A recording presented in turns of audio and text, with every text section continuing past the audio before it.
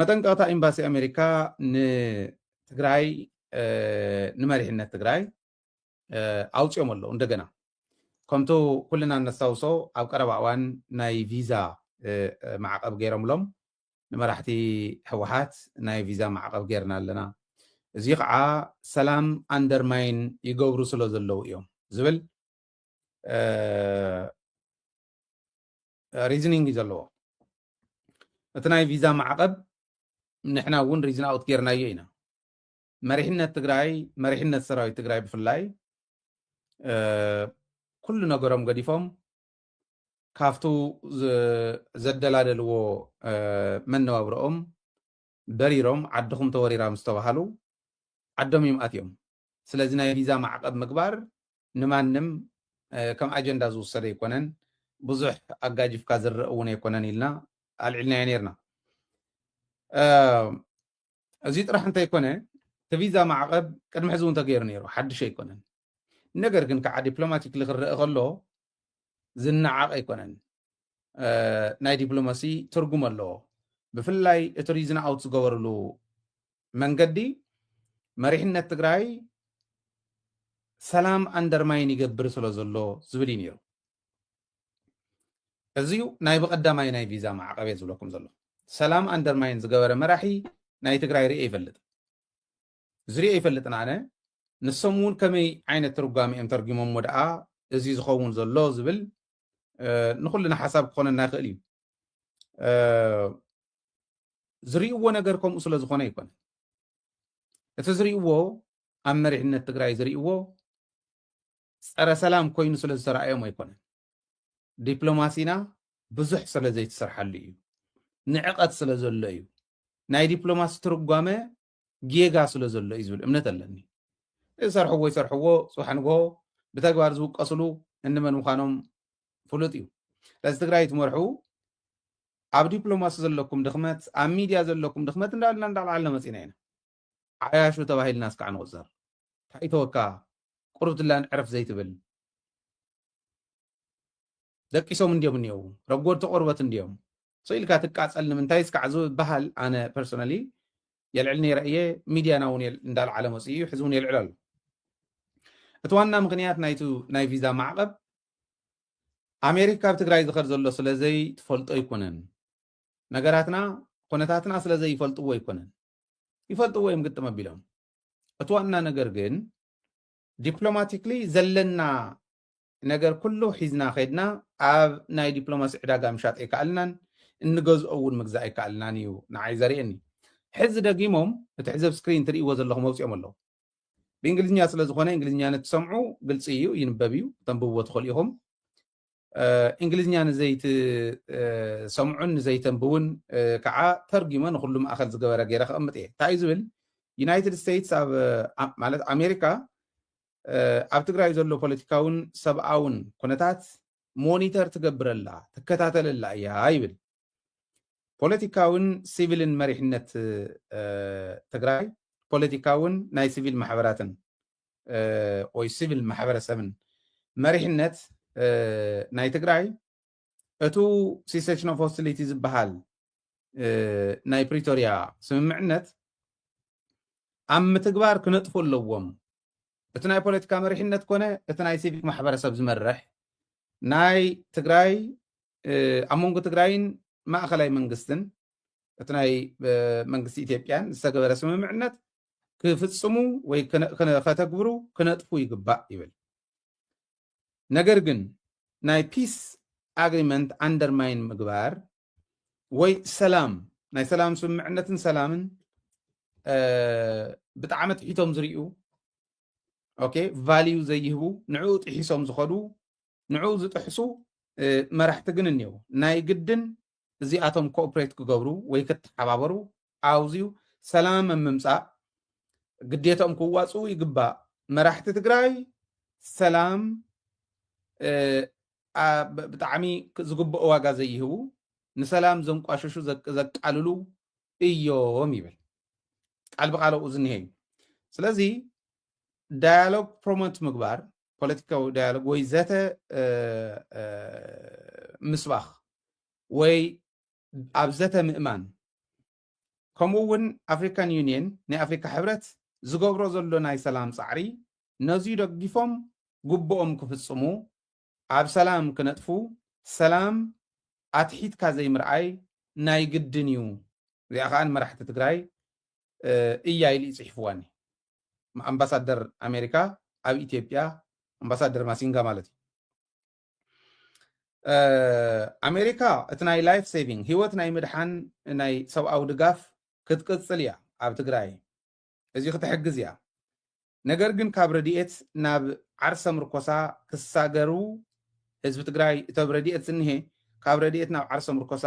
ክሳገር ክትሰርሕ እያ ክንሰርሕ ኢና እዩ ዝብል ካብ ረድኤት ናብ ዓርሰ ምርኮሳ ንክሳገር ህዝቢ ትግራይ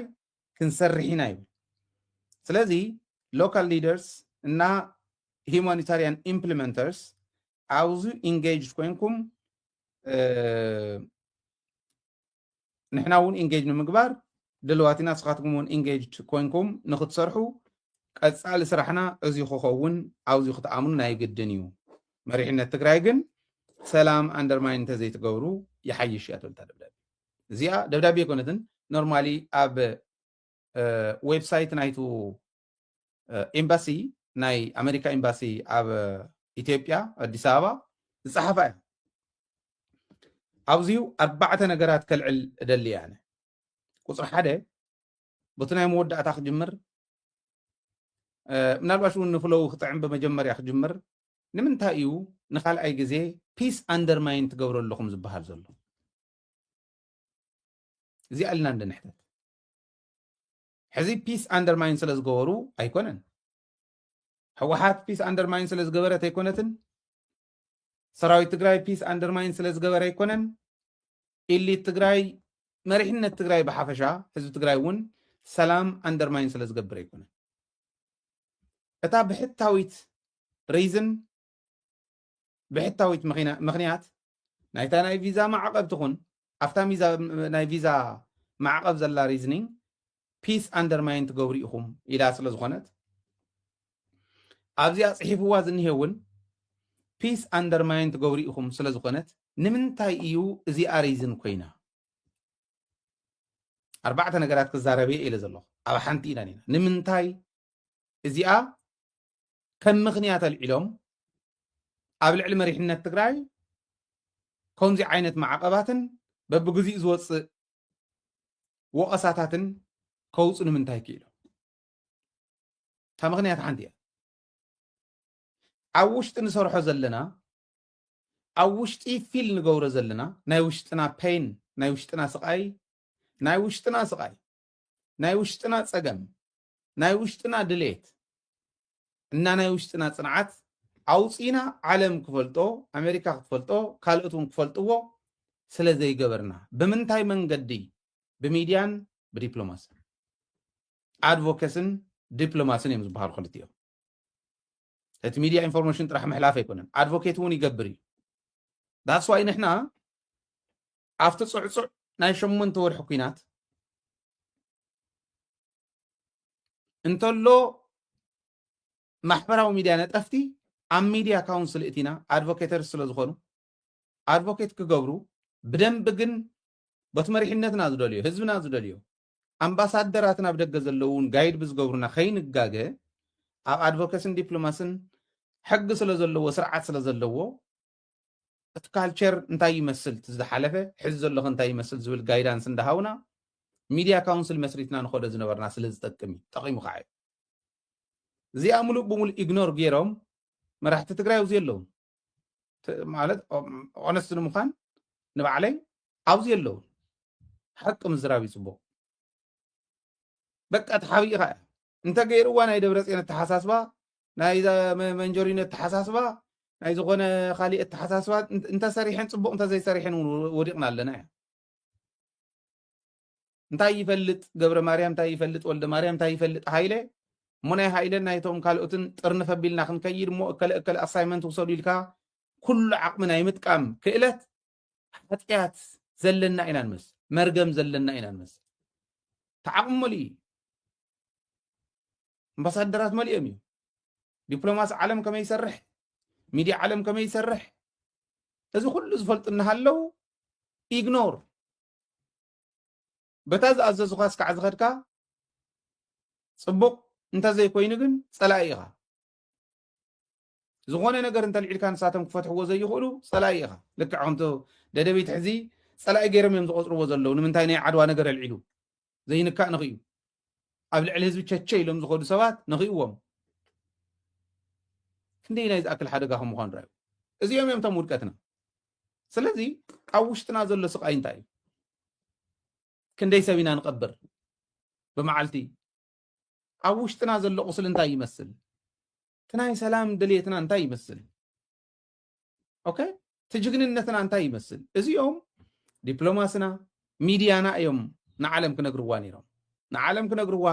ንኣሜሪካ ክነግርዋ ዝነበሮም እዚኦም እዚ የፈለጠን ኣሜሪካ ማለት እዩ ክፈልጥዎ እዮም ዕዳጋ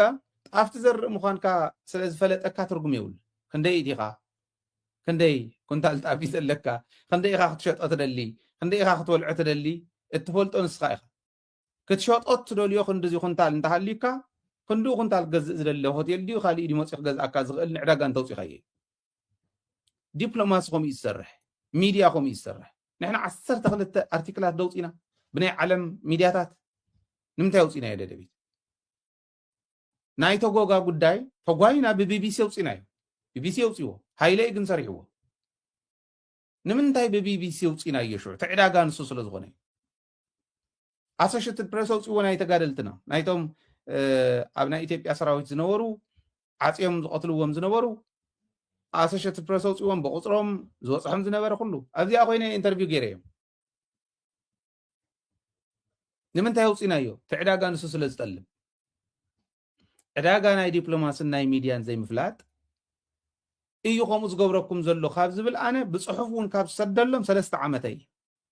3 ዓመት ገይረ ኣለኹ ብፅሑፍ እንተይተረፈት ካብ ዝሰደሉ የለውን ኣብዚ ቀረባ ሰሚዐ እየ ነይረ ፍስሓ ሃይላይ ኣብ ሚድያ ክንሰርሕ ኢና ኢልና ወሲንና ኢና ይብል trust me they will not do anything ኣብ ሚድያ ንቅድሚት ፕሮግረስ ዝገብር ዝኽእል ኣይሰርሑን የብሎምን ኣይተፈጠሮምን ትንመኽሮም ዘለና ንምዕዶም ዘለና ቁም ነገር ኢሎም ቆፂሮም ወሲዶም እንተዘይሰሪሖም ኣይተፈጠሩሉን ኦረዲ ማለት ስለዚ እዚ እንድሕር ኮይኑ እቲ ጉዳይ እቲ ፀገም ነቲ ሕዚ ዘምፅኦ ዘሎ ነቲ ሕዚ ዝብልዎ ዘለው ስለዘይፈልጥዎ ኣይኮነን ታሪዝና ኣብ ሚድያ ናብ ዲፕሎማስን ዘለና ውድቀት ዘምፀን ዘሎ እያ ማለት እዩ እዚኣ ሓንቲ እታ ካልአይቲ ተጋህሪኦም ዝሰርሑ ዘለው ተጋህሪኦም ዝእምኑ ዘለው ስለዚ እንዳነብዐ ከይዱ ሓደ ትግራዋይ ጌታቸው ዲጻድቃን ዲ ወይ ዝለኣኽዎም ከይዶም በቃ ትግራይ እኮ ከምዚኣ ዝገብሩ ዘለው ሰላም እኮ ከይመፅእ ሰላም እንዳደለየ ህዝቢ ትግራይ ከምዚኣ ዝገብሩ ዘለው እኮ ዞም ከምዚኣ ዝበሉ እዮም ኢሎም ክነብዑ ከለው ተጋሩ እዮም ኢሎም እዮም ዝኣምኑ ንበዓል ጌታቸው ተቃሊስና ዘይንስና መሲልና ምስ ህዝብና ኣባሪርና እዮም ምክንያቱ ሓደጋ ስለ ዝነበሩ ካድረ በይነይ የሰሪሐዮ ክብል ክእል እዩ ሕዚ I'm 100% sure ህዝቢ እዩ ደደቢት has done a great job ኢሉ ክሓስብ ዝኽእል እምበር እቲ ካድረ ኩሉ ካድረ ኣይኮነን ምስ ካድረ ክበኣስ የደልን ምክንያቱ ብሱላት እውን ስለ ዘለው እቶም ላዕሊ ዝኒሄ መሪሕነት ስራሕ ፈፃሚ ኢልኩም ተወሲድኩም ካብቶም ስራሕ ፈፀምቲ ደደቢት እዚ ኩሉ ብሂወትና ደረጃ ተፋሪዶምና ሕወሓት ተድሕንካ ክብሉ ከለዉ መን ይኹን መን ብዘየግድስ በቃ ባዕልካ ትፈልጥ ባዕልካ ዝገበርካዮ እንዳኣሉ እዩ ምክንያቱ ደደቢት ክንድኡ ዝኣክል እንተተኣሚና ኣብቱ ዘይኮነ መንገዲ ክየድ ከሎ ክትፀርግ ትኽእል ህዝባ ክተላዓል ትኽእል ምዃና እንተተኣሚና እዚ ሕዚ ዘውፃናዮ ሰነዳት ተቐቢሎም ክሰርሕሉ ነይርዎም ንሱ እየ ዝኣምን ጌታቸው ክኾን ከሎ ፅቡቅ ጌርካ እከለ ክኾን ከሎ ግን ኣይትንካእዮ እንተኮይኑ ፀገም እዩ ዝኸውን ማለት ጌጋ እዩ ስለዚ ክሰርሑ ዝኽእሉ ኣይኮነ እቲ ናይ ሚድያ ክደፍዎ ግን ካልኦት ሰባት እዮም እዚ ተወሳኺነት ናይ ሚድያን ናይ ዲፕሎማስን ውድቀት ናይቶም መራሕቲ ዘውስኽሉ ዘለው እቶም ኣዲስ ኣበባ ዝሰፈሩ ተጋሩ መሲሎም ብትግራዋይነት ዝነግዱ ብትግራዋይነት ሽም ህዝቦም ዘጥፍኡ ሕማቃት ይኸድዎ ስለ ዘለው እቲ ካልኣይ ሪዝን ንሱ እዩ እቲ ሳልሳይ ሪዝን ግዜ እዩ ግዜ ይፍረድ ኢልካ ስቕ እንተኢልካ ትርጉም የብሉ ኣነ እንተዝኾን تاي ما قبر كان سخان تتخون انتلكمني فانو كافتو زلو عسر تعزفي ولاون كومو كاليون كومو حوها أبو دلال لو تعدي نمنتاي إيش يلو ناب دردر كمس منتان أبي أحمد نايب حق نسون تقوين تحاسيو دردر تقوين زي حساب زلة سلام تقوين زي حساب زلة ناب سلام كمس اندحر كوين أبي أحمد كدفع خلل له كدوف أزغ قلت حيلي حفشة وحيلي مبر كاب تقرأي راح تمس يكون لذي زي أتوم بمولهم نام مسرح خنقتهم نام مسرح خنقتهم تدلينا نايب حقي كن جورز قبعنا نعاتهم حجازي نعاتهم نشتلان قدميت مدفع يزخو كدفوا له لذي نسي قبرنا هيدا يتقبل زلو جزيه يفردو بقى جزيه خطري ودكم بعلم خمس قوريه جزيه بعلو سئل كازي يفلت إلكا انت دك سلاز دك اسكاز حق زكا يكونن جزيه زي حق زكا نسخاو انت حق يسكاي جزيه زومس اوبورتونيتي افتا زمص الله بوتا نفتا زمص الله جزيه كتطقم انت خيلكاي جزيه بعلو سئلو نعخان قدميت كسا غريل سسرحيل امسلالو قدم عزون نغيركم نير زهير يفلط إلو أب شاكا زدقسه زهير زفلط ألو زبئي والع زبهال مسلال زهير زفلط ألو زبئي والع لذي زهير زفلط ألو زبئي خيبال عنا إذا فرح زي سالساي ناي جزية صوتاي بوليتيكا بومبا مالتي أنا تم تقادلتون بدن بخردو تايمينج تعمي إمبورتانتي جزية حلنا سقيلنا حزون تقصيلنا صباحا قوي تيبيا تدلادي لاسكعت مسئ أمريكا هم نداغورت تصنيحها تخاليونكم نداغورت تصنيحها أبتدلالتلو بتر لني نخل زوقع إلى زأمنتلو بتر قبيلهم شديلهم سكع السردوها سقمتلنا